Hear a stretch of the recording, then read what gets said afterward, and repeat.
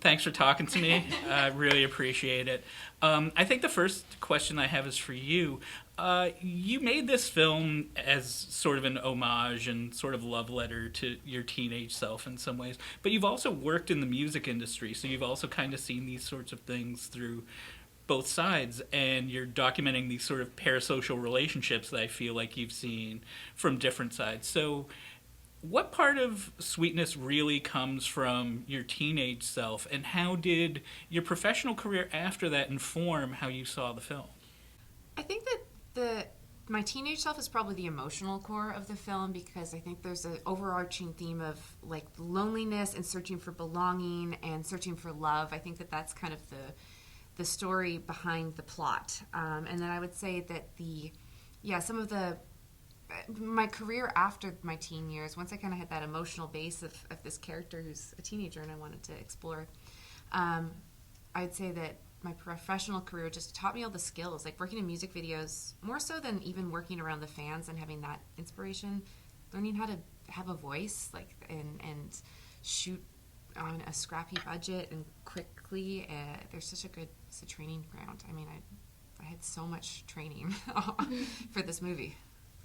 And for you, I know as a performer you have to find sort of the humanity in your character, mm-hmm. and I feel like at times it's both easy and hard to find mm-hmm. the humanity in your character in this, because there are a lot of really good elements about her, and you can still see that there's a good person in there, but she also does these really terrible things. Yeah. So I was wondering what it's like sort of going into this and finding the humanity of that character and always grounding that to make sure that like the audience can really buy into where she ultimately heads in this story.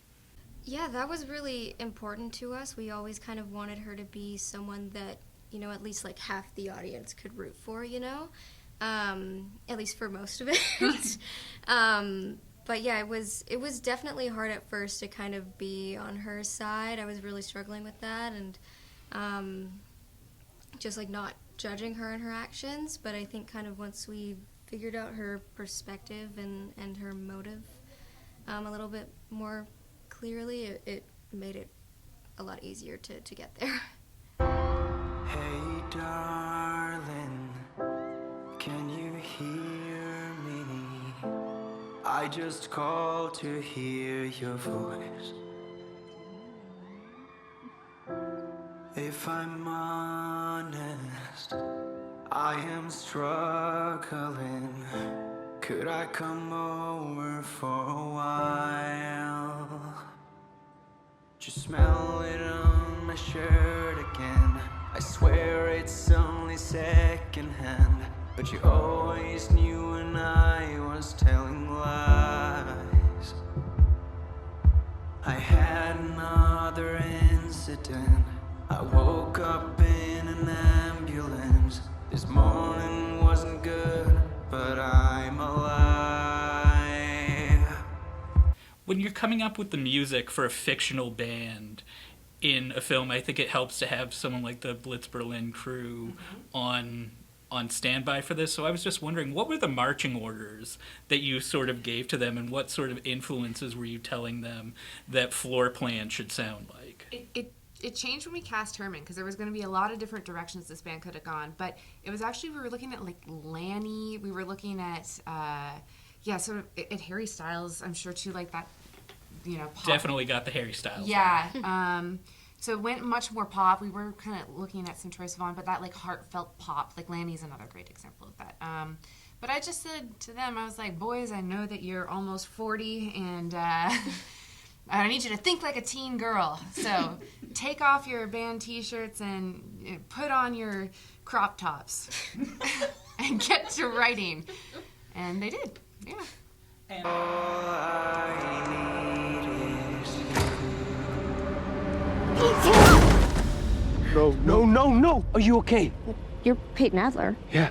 I'm a huge fan. Doing all right? I know it seems crazy.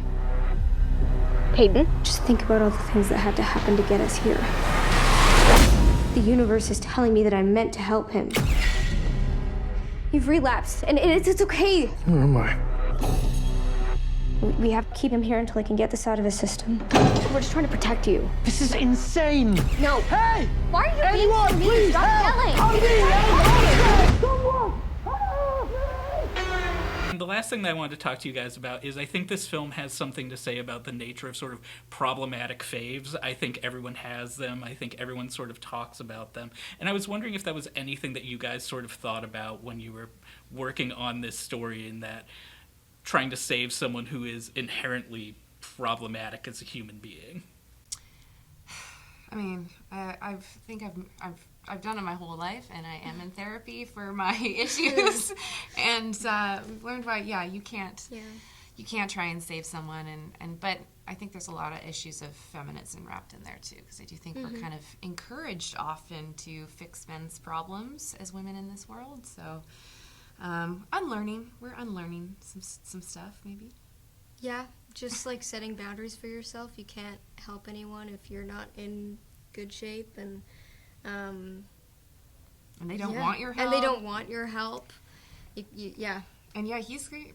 I mean, we definitely played with that in the character too, with his character in the movie too, feeling like this sense of danger off the top for you, because he's the adult here. He put himself in this situation in a lot of ways, and she does call him out on that halfway through the film.